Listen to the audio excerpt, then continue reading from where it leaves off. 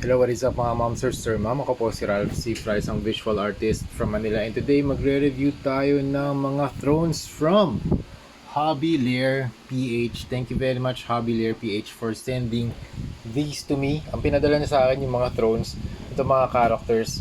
And sa akin na to mga momsters, dinedemo ko lang kung paano natin siya magagamit. Paano natin magagamit yung mga thrones. Kaya thank you very much din Hobby Lair PH for sending the thrones. Grabe mga momster. Ito yung page niya sa Shopee. Papakita ko sa inyo. Meron siyang 45 products and chat performance and mga followers. Tapos yung mga binibenta niya, meron siyang mga 3D printed thrones for 6-inch Black Series. Ito kay Emperor Palpatine, ito Boba Fett. Tapos meron din mga 3 pieces paint trays, hobby nippers, high precision na knife for gunpla. Tapos nag-request din ako ng 8-piece tool set for gunpla / model kits. And then, meron din siyang mga 8-slot display for Hot Wheels. Yan, marami siyang binibenta dito. Tingnan nyo lang yung kanyang Shopee page, okay? Dito sa hobbylair_ph. Tapos dito naman sa Facebook, ang pangalan niya Hobby SN. So yung 3D printed Boba Fett na throne for 6-inch Black Series, this cost around 700 pesos. Yung 3D printed Darth Vader throne for 6 inches Black Series, 800 pesos. Tapos ito yung kay Emperor Palpatine for 6-inch Black Series. Tama ba? Palpatine nga ba? Wait lang Open ko lang. Yeah, Emperor Palpatine or Darth Sidious. This is around 500 pesos, right? Yan. So yun yung costing sa Shopee page. Yan. Namili na lang ako ng mga characters na pwede natin paupuin dito sa mga thrones kasi medyo yung ibang characters like itong ML, hindi kahit na 6-inch din siya or 1/12 scale, dapat kapag napapaupo sa throne, yung legs pwede ma-extend para pumasok dito sa part na to, itong pelvic or sa may groin area, dito sa hips area, dapat pumasok siya or something like this. Ito yung kay Spider-Man, no? Kaya siya nakakaupo ng mas maayos. Dapat ma-achieve niya yung ganitong sitting position.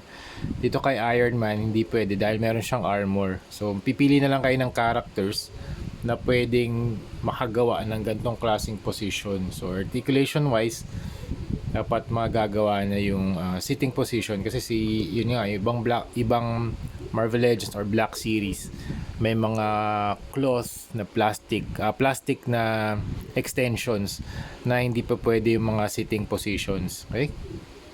So ito ang ginamit ko dito, ZD Toys na Gamerverse or Gameverse.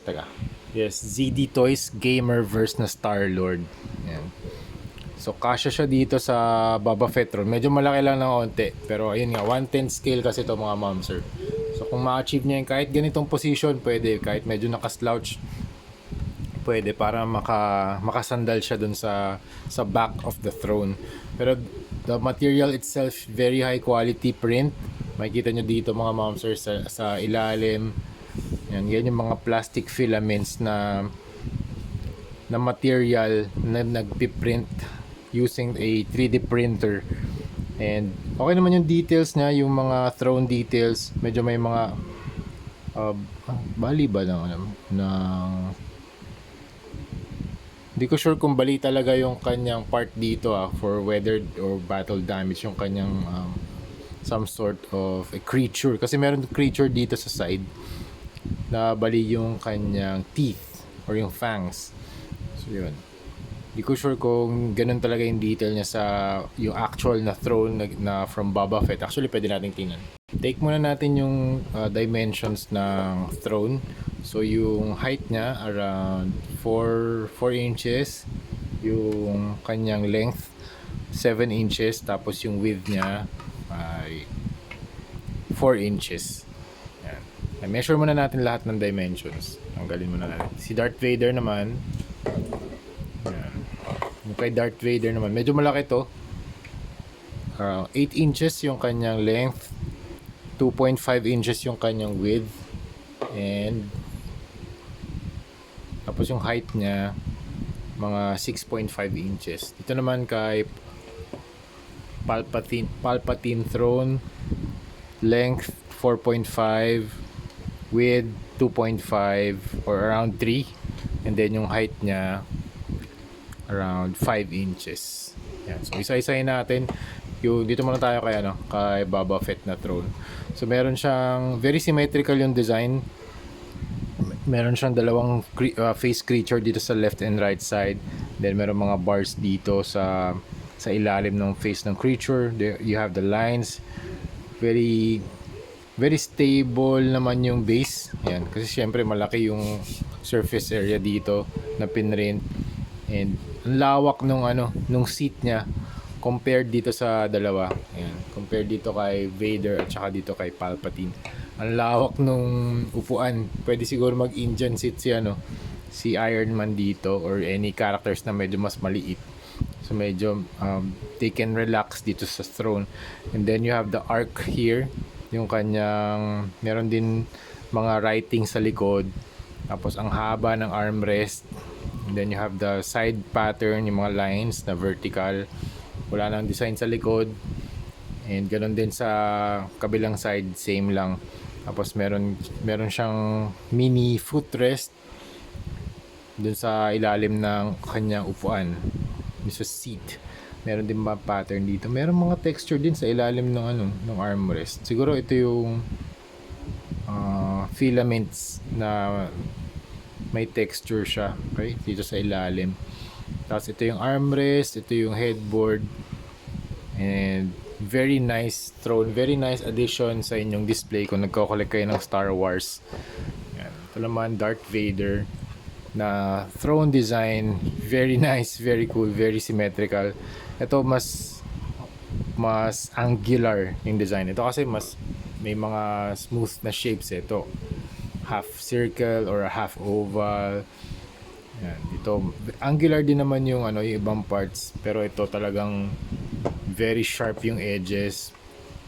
You have the almost rectangular na headboard. Ang taas ng headboard, tapos konti lang yung space for the seat itself. So medyo mako-compress yung character. So kinuha ko lang si Ant-Man just for reference. And 1/10 scale to si Ant-Man, pero kasyang-kasya pa rin siya. Ang ganda pa rin na display. Kung meron kayong mga characters na gusto nyo paupuin dito sa mga thrones, pwede mga ma'am, sir ma'am. Super nice na alternate display sa inyong collection. So this one, ito yung armrest. Ang laki din ng armrest niya. Tapos naka-extend yung part ng throne dito sa side. Yan, sa ilalim wala ng design. And sa likod, very plain na rin. Very stable, grabe. Ang sarap hawakan sa kamay. Wala namang mga sharp na parts. And in terms of weight, medyo mas magaan to compared dito. Mas mabigat to si Boba Fett, yung Boba Fett na throne, okay? And last yung throne ni Emperor Palpatine. This is very nice. Parang mga mini throne for 6-inch na figures. Mas maliit to kaysa dun sa dalawang designs. Pero ang ganda rin nung aesthetic niya. Very cool na seat design din. Then you have the armrest. Very futuristic din yung dating. Tapos meron ditong mga cushion para sa kanyang seat cushion. Tapos ito yung kanyang, gustong gusto ko tong part na to, itong circular na stand nung kanyang throne. Actually nung dumating to dito, medyo naka-detach to, so kinabit ko na lang using glue gun. So sa pagkakabit ng mga parts, pwede nyong gamitin glue gun or super glue. Yan. Yan yung ginagamit ko. Pero kung merong special type of glue for 3D prints, why not? Okay? So ito ginamit ko kay Spider-Man. 6-inch tall to si Spider-Man Marvel Legends. So pwede nyo siyang iupo dito, medyo mag-relax na konti. Ayan, medyo chill siya. Ayan. Pwedeng alternate display for your Star Wars or Marvel na collection. Kung gusto nyong gawin, pwede naman siguro kunwari dagdagan nyo lang ng throne yung mga displays, pwede rin naman. Pero kung Star Wars yung theme, mas maganda, di ba? Kasi pasok dun sa theme mismo. Kung meron kayong characters na Boba Fett, Darth Vader, and and Palpatine mas maganda kasi saktong-sakto yung character design or yung character profile dun sa throne, diba? So you have Palpatine here sitting down, you have Vader and Boba Fett. So that's it mga ma'am sir. Kung gusto nyo umorder ng mga thrones for your toys, for your displays, and kakabit ko sila. Yan. Pwede kayong umorder sa Shopee ni hobbylair_ph. Okay? Very affordable yung mga prices. Magkakaroon pa tayo ng mga ibang designs. Pili lang tayo dun sa kanyang shop. Meron pa siyang Hall of Armors. Ito, binigay niya rin to.